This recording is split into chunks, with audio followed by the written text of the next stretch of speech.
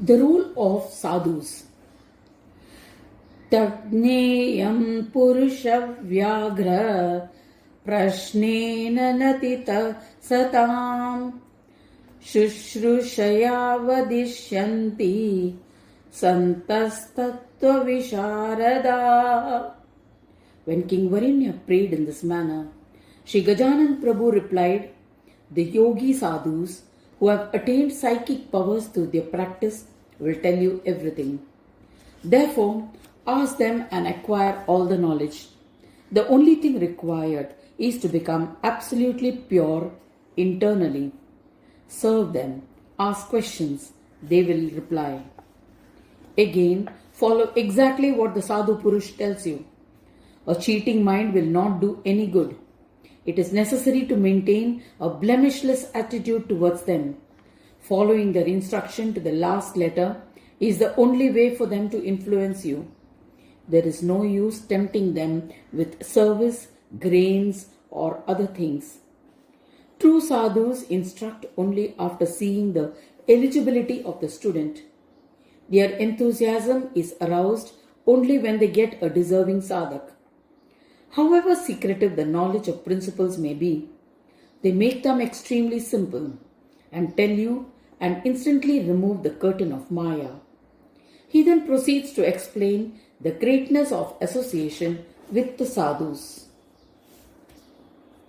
Nana sangajana kurvan nekam sadhu samagamam karoti tena samsara bandhanam samupaiti sa. The greatness of association with the sadhu. The greatest reward of their instructions and their association is the permanent disconnection from this world of bondage. An ordinary person has relationships with a number of people, but no one tries to build a relationship with a sadhu. This is because everyone desires material enjoyments, which are necessary for having good relations with others. No one sees whether a person is superior or inferior. In the relationship with a sadhu, there are no material objects for enjoyment. On the contrary, it is easier to spontaneously sacrifice material enjoyments. Hence, most people do not keep their company. For example, most people who visit a grocery store need the things available with him. Similarly, since knowledge and good deeds are the only treasures of a sadhu, ordinary people have no taste or desire for his company. Merely sitting near a sadhu does not necessarily mean having their company. Serving the sadhus and conducting one's lifestyle according to their instructions is what is required. Common people avoid this, and that is why they are bound to this world. Sri Gargi Maharshi says, "Those desirous of material enjoyments make efforts to keep connection with people having similar interests. But nobody keeps connection with sadhus because they have only knowledge." Satsangat guna sambhutir apadam laya evacha swahitam prapyate sarver ihaloke paratracha. So in verse 42, Sri Gajanan Prabhu talks about the importance of holy company. He says, when we are in the company of sadhus, virtues come to us without much effort because fulfilling one's swadharma based on the evidence from the Shastras enables good deeds to happen automatically. One effortlessly develops a disciplined way of life. All kinds of unrestrained living disappears. As a result, accidents are avoided. The sorrows of this world get solved, and the merits that one can enjoy in the next world and even liberation is achieved. All this happens due to the company of sadhus. If one wants joy in this world also, then one should behave and live in the same manner as the sadhus, because the accumulation of sins of the past bad actions prevents us from enjoying. The king and generous sadhus give good advice about good deeds, and doing so bring a lot of joy in this world. Due to the strength of the good deeds done, even sins do not have the power to bring much sorrow. To sum up, sadhus help to destroy the sorrows of this world. And the effect of good deeds is that even after death, one gets to enjoy bliss in heaven. Therefore, if there is an ignorant person who does good deeds and is always in the company of sadhus, then with their grace and blessings, he accomplishes everything and continues to get all that he desires. It is possible to get everything, but it is difficult to get the company of sadhus. Itaras sulabam rajan satsango ativa durlabha yajñatva na punarbandha metigneyant toyataha. In the company of sadhus, any jiva can get liberated from all bondage. One gets to know all there is to know to attain liberation. After that, there is nothing more to be attained. One is able to attain easily in this world, in the world beyond, and even in the Swananda Loka. Not only that, even I, the Lord of Swananda, is always near sadhus, standing close to them and observing their character and story.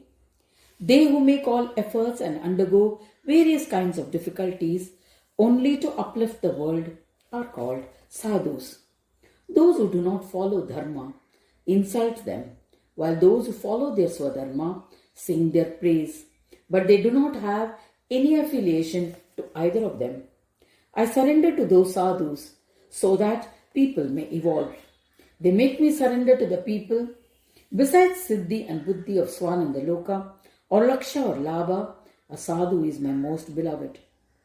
Therefore, I give up all of them and remain close to the sadhus and take care of them.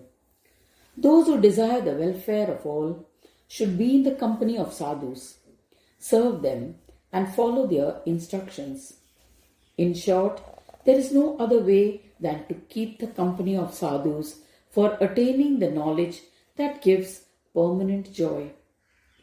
Tata sarvani bhutani swatmanyevav pashyati atipaparato jantu tatastasmat pramuchyate.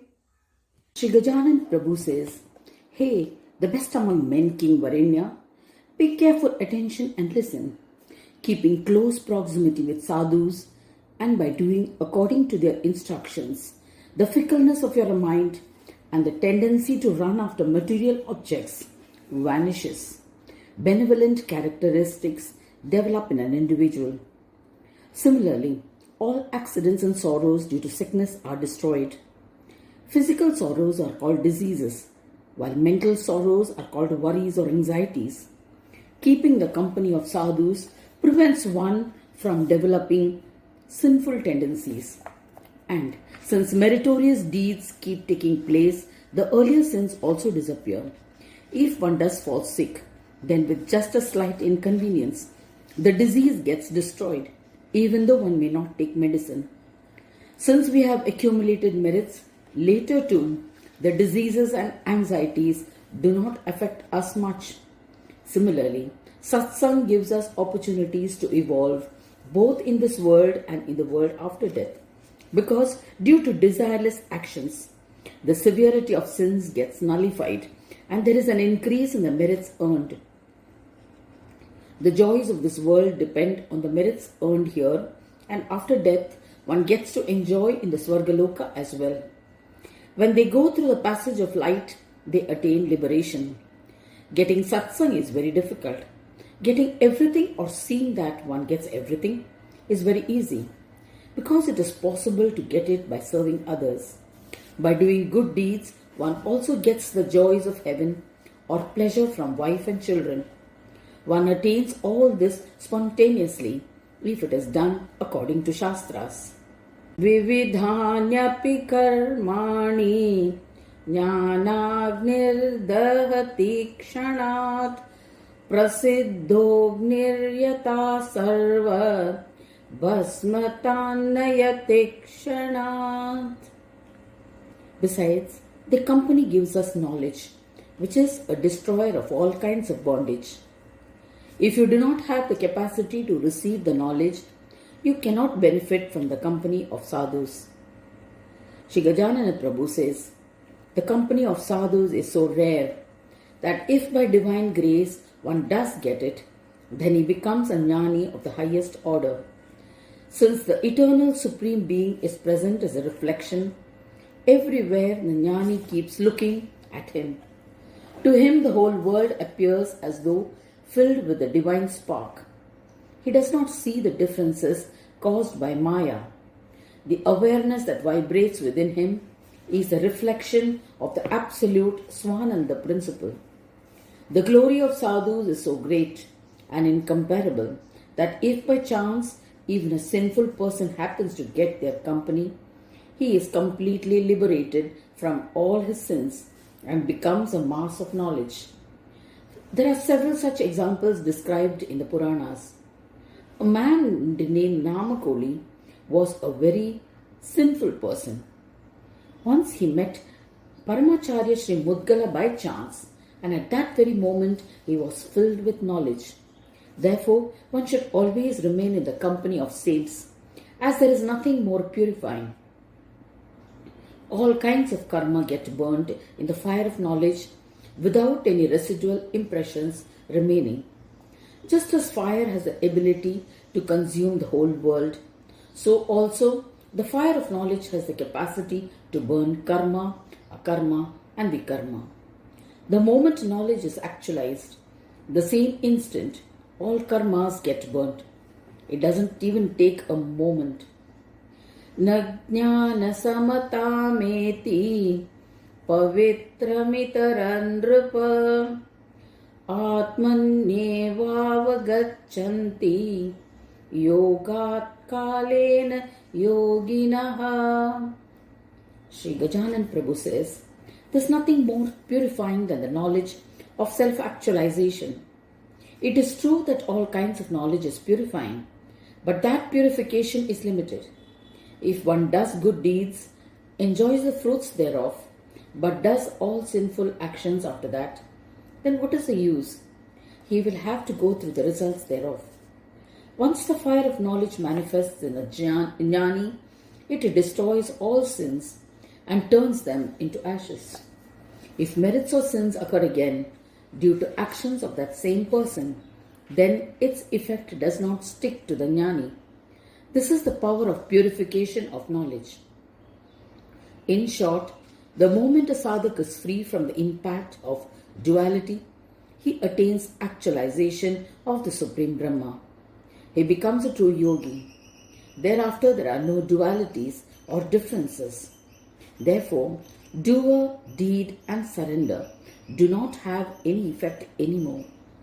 If there is no karma, then where is the question of its fruits? The same is true for bondage as well.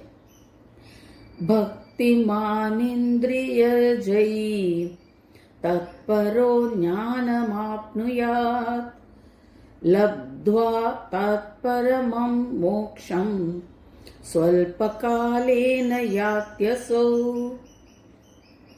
Those who have practiced devotion along with knowledge and gained mastery over their sense organs, and for whom only knowledge remains, are called Jnana Bhaktas. Such a person is a devotee of knowledge. Besides knowledge, there is nothing of interest to him. The knowledge of actualization of non-differentiated Ganesha is the absolute form of liberation for him, and there is no bondage whatsoever. Such a yogi who is liberated while living spends his life journey doing deeds as per his ordained destiny, and later after death he attains Swananda. Such a yogi who is endowed with steadfast jnana gets this experience relatively faster. Shri Gajanan Prabhu says, "Hey Raja, listen to me. A yogi Purush desires only knowledge and does not even have the slightest inclination for material enjoyments. He is alert. On the path of jnana, by which psychic powers are attained, A man who is alert achieves them more quickly. He has such an intense desire for knowledge that even if he meets death, he picks up the thread in the following birth. Of course, it is also true that I will make him attain it, no doubt. But this is the characteristic feature of an alert sadhak. Such a sadhak who has affection for fulfillment of his duty is a deeply devoted sadhak. A sadhak who, along with devotion, has also mastered his sense organs and who is deeply devoted and alert for knowledge. Such a deserving Purush gains knowledge, and by engaging in its practices, he attains the supreme state of liberation even while living. He accomplishes all prarabdha related duties in a short while, and after death he becomes liberated in the incorporeal state. This knowledge is profound and cannot be easily understood. As a result, devotion comes only to some people, and that too not all at once. Bhakti hino shraddha dana sarvatra samshayi tuyaha tasya shannapi vijnata ihalokena chapare. Shri Gajanan Prabhu says, a devoted sadhak who is established in the mass of knowledge, that is my abode, cannot find joy anywhere else. The means to gain knowledge about me are the Shastras and Puranas. A person without faith is encased only in delusion. It is true that the Vedas have expounded on karma and jnana, etc. But one who entertains doubt in his heart and mind, whether he really gets those psychic powers or not, will not be able to do any karma at all. Such a person will neither get happiness in this life nor in the hereafter. For this, it is necessary to have complete and abiding faith in the Vedas and other scriptures. One should also have reverence towards their teachings. One should make concerted efforts in acquiring that knowledge. This is the consolidation of the instructions and its strengthening. Atma jnanaratam jnanam nashita khila samshaya yogasthakila karmani bandhanti bhupatanina. If one sees it superficially, Atma Jnana appears dry, but with devotion and complete faith one attains it. There have been several excellent Purushas who have walked this path earlier and attained psychic powers and success. In the same way, having an undeterred faith that we too will get it, one should carry on one's spiritual practices. With such firm faith, all doubts vanish and one attains oneness with the Supreme Brahma. This is known as accomplishment of Jnana Yoga. By practicing it, there is no bondage of any kind. In short, a sadhak who seeks liberation and who desires to attain psychic powers, even though he has not actualized the state of meditative union, yet maintains a desire to know the Atman. Even after having devotion towards knowledge, different kinds of doubts are created. They can be removed through the practice of contemplation on Aham Brahmasmi. Whatever good or bad situations come before you, face it by saying that whatever is happening is according to one's destiny and take place from my reflection with which I have no connection whatsoever. With such firm belief, all doubts vanish. Through the strength of psychic powers of yoga, a person who wipes off all connections to non-relevant things and to the bondage of karmas cannot attach to him in any manner. Jnana khadga praharena sambhuta magnatam balat chitvanta samshayam tasmat yoga yukto bhavin naraha. Shri Gajanan Prabhu says, hold the knowledge we have discussed so far in your hand like a rock and crush all ignorance with it. The Atman is reflection and Maya in the form of reflection does everything. Forgetting that nature and considering reflection as the truth is the root of all ignorance. Though unexpected things do take place, but when we get the human body as per destiny, then good and bad deeds are bound to happen through that body. But because of that experience, it is not that consciousness of being in the body is the truth. Actually, that feeling is a doubt. Therefore, it is necessary to determine the nature of the Atman and Parabrahma Paramatma. The appearance of the reflection and the reflected is merely an illusion. Knowledge about these should be firmly fixed through knowledge itself.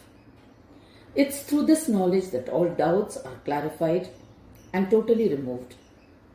Maintain a continuous and wholesome connection with the knowledge and crush all ignorance to pieces. By being alert as a witness, the non-difference connections have to be understood. When a person takes such a firm stand, he becomes steadfast on the path of yoga. He attains complete knowledge. This is the greatest fruit of Jnana Yoga. In such a state, the doer and the one who gets it done, the reflection and the reflected do not exist. Then nothing is left for surrender either. Yoga itself is the offering to Brahma. The steadfastness in Jnana is the yogic offering to Brahma. Shri Gajanan Prabhu says, "Hey King Varanya, an unordinary jiva established in the dual natures of Karma Yoga and Jnana Yoga, try to attain the state of liberation while living by remaining a witness throughout their life. Ignorance is the feeling of the Atman being the reflection. Knowledge holds this firmly. In short, Aham Brahmasmi is the rock that has to be understood, and by blasting that rock, one breaks through ignorance of the reflection as the Atma. Due to the impact of one's destiny, they appear alike. But the breakthrough should be done with force because there are no different kinds of Atma at my abode. These different kinds are seen due to the appearance of the reflection. But the vagaries of the reflection are not found in the reflected. Therefore, one should break doubt through knowledge. The feeling of reflection should be destroyed. Through such yoga, connection to the self, which is not separate, happens automatically. The tool for surrender is a reflection, as it has to be surrendered to the reflected, the Brahma. This is known as Brahmarpana Yoga. The place of doubt is referred to as Samyakshaya. The feeling of reflection within is inevitable. So in conclusion, we may say, the doer, the one who gets it done, the actions and the fruits of actions are all surrendered to Brahma. After completely actualizing the knowledge of reflection and the reflected, the feeling of reflection is destroyed. In other words, reflection dissolves. If the reflection is not visible, then there is no doer nor the one who gets it done. Then there is no question of surrender to Brahma as well. Brahmarpana Yoga means attaining steadfastness in Jnana. One definitely experiences the absence of disconnectedness. This is also referred in Yoga Vasishtha as Asan Shakti. Since karma, akarma and surrender all end in Jnana Yoga, the witness gets established in knowledge, which is Saura Brahma. This is mentioned as Aham Sauratmako Yoga. Similarly, Karma Yoga extols the principle of Shakta Yoga, where karma, akarma and vikarma find their end with the resolution of surrendered Brahma. The Asat Brahma by name and form is Shakta Brahma, who is characterized by Maya, the creator of the whole play. Therefore, it is called Shakta Yoga. On the basis of this, Sama Yoga and Sahaja Yoga, which are nothing but Vaishnava and Shaiva Yoga, are described. Completion of the self-knowing and its ending is stated in the scientific terminology of yoga as Asat, Sat, Sama and Niti forms of Brahma, which are nothing but power centers, which have to be actualized and attained. Therefore, the words Shiva Vishnuja at the beginning of Ganesh Gita are indicative of Swananda, who is the embodiment of complete self-knowing. The self-knowing Samyog, known as Ganesh Yoga, has been serially instructed briefly in the first book as Sadhya, Sadhan, etc. Their detailed step-by-step explanation is given later in the second, third and fourth chapters, so that the means of achievement are comprehended as instructed. Then the process of complete self-knowing, where Ganesh Yoga finally reaches its fullness in Purna Yoga, will be explained. Therefore, the descriptions of Shakta Yoga and Saura Yoga has to be understood properly. I offer my prayers to Ganesha, Saraswati and Guru, and I'm grateful that this commentary is taking us forward step by step to that destination that Shri Gajanan Prabhu intended for Shri King Varenya. We shall see in the next audio further about the birth of Shri Ganaraja Prabhu himself.